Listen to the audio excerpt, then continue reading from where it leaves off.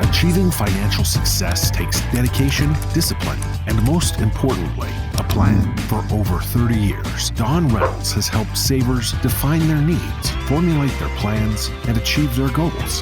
From accumulation to preservation and protection, and through the income distribution phase in retirement, implementing the right strategies makes all the difference. Your retirement is our business. Welcome to Strategic Asset Preservation. Well, hello, everybody, and welcome to another episode of Reynolds Wrap. Good day, everyone. First, Mr. Corey still here. Don Reynolds. Happy to see everybody. I hope everyone's doing well. And they're managing their allergies better than us at times. I want to pluck my eye out this morning. I washed my car and I drove it about 4 miles, and then about half hour later it was green. Oh boy, I tell you, the pollen count out of this world right now. Excuse me. Yeah. Today we're going to talk about a very important topic, and that's Social Security. Yes. I know there's a lot of scuttle out there about what's the government going to do, because in basically 10 short years or 9 short years, they're saying it's going to be in trouble and run out of funds. We've all known this for quite a while, that there's a problem. They got to quit kicking the can, which seems like now maybe they're going to do that and actually maybe do something about it. Yeah. We know there's several fixes. One of the things they've talked about is pushing it out for claiming age. I don't think it's very well received by people, but you know, we're going to have to give a little to get a little here, because obviously a lot of us my age, you know, I'm looking at Social Security, probably another 5 years. I'm going to wait till 70 personally, but it's really, if you will, an entangled mess that they're in right now. Now, we know there's several ways to fix it. Yeah. They could extend the ages out. That's number one. Or they could eliminate the cap on Social Security earnings. We know, in fact, we've seen studies, they say just 3% would extend it another 100 years. So, It'd help a lot. It'd help a lot. Yeah.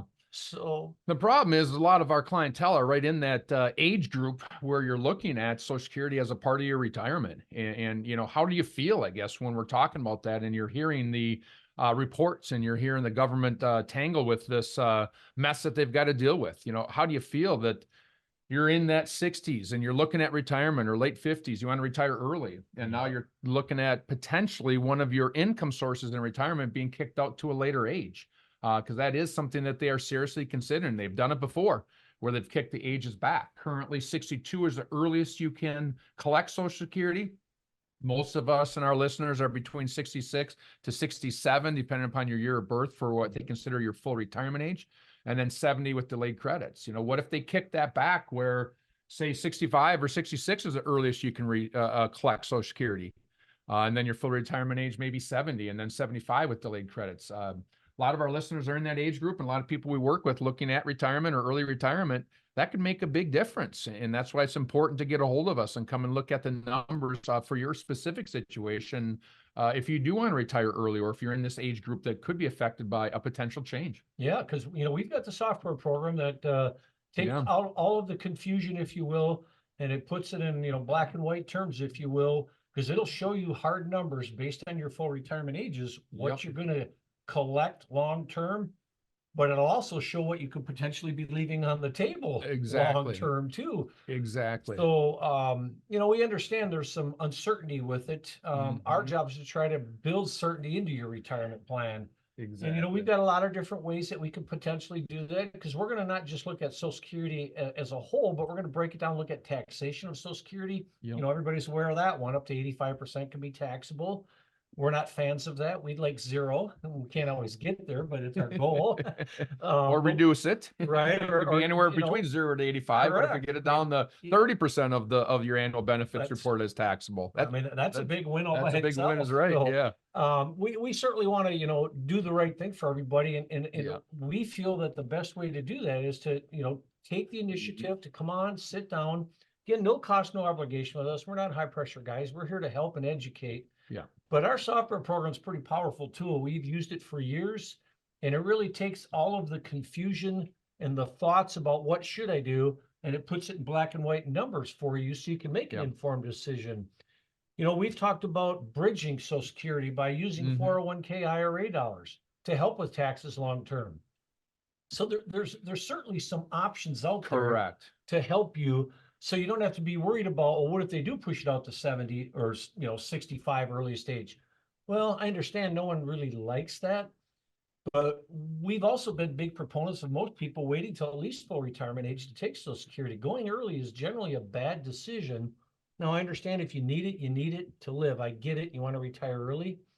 So again, all we're saying is, do your due diligence and look at the hard facts on the numbers with Social Security, and you'll be a lot more informed and can make a better decision as a consumer. So yeah, early education and often looking at your picture and getting help from professionals like ourselves to see what your picture looks like, I think is really the key there. Come in, sit down with us. We can put things together. We can show you the cause and effect of delaying Social Security, or if they do kick the age out, we can show you how you can use your other assets, as Don's mentioning, to bridge and or help in retirement. I guess the key is, if let's just say it's winter right now and it's a better winter than we had this last one, and there's snow and cold everywhere, and I want to head to Florida for my spring break. I'm not going to just get in the car and start going. I'm going to probably plan out a route. I'm going to probably plan out how I'm going to drive there. Where am I going to stop along the way? What hotels am I going to stay in, or what am I going to do along the route? Same thing in retirement. Yep. There's a saying that was on a lot of our forms that we'd hand out for a long time, and it's often true that many of us in life plan for a 2-week vacation better than we do for our retirement. And I think the key here is just planning. Meet with us. We'd love to get a plan together for you and show you your route, your road in retirement, and the cause and effects of some potential changes, and how do you handle that? How do you overcome it? And the earlier the better to get that together, folks, especially if you're looking to retire early. So do give us that call at 651-773-3859.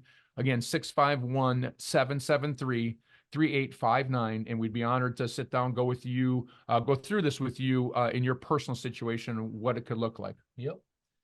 Yeah, for sure. I mean, it's very important, folks. One of the things we've learned by doing this for the years we've done it is that, like Corey said, earlier is better. You don't have to make the decision, but it's easier to plan if you know all the numbers and the facts versus waiting till you're 65 and then say, okay, I'm going to look at it now and see what it looks like. Well, you might have lost some time to maybe do some things differently to help yourself long-term. Maybe it's taxation of the Social Security benefits by reducing them. Maybe by doing that, it lower you in a different tax bracket and keep you there for long-term. So again, there's some big incentives to do it early, I guess is what I would say. So with that, I want to thank you for your time, and we hope you're enjoying the show, and we'll look forward to seeing you next time. Yeah, make sure you listen in. Next episode, we're going to talk about paying off your mortgage early. I know that's a big debate out there, whether you should or shouldn't, and correct. We're going to talk a little bit about that. So make sure you listen in for that topic, because that's a topic that, again, we deal with a lot with our clients, and I know the public deals with quite a bit. You bet. Well, thanks for your time, folks. We'll see you next time. Have a great day, everyone. Listen to more with Don Reynolds and Corey Still on the Strategic Asset Preservation Podcast by visiting 800preserve.com.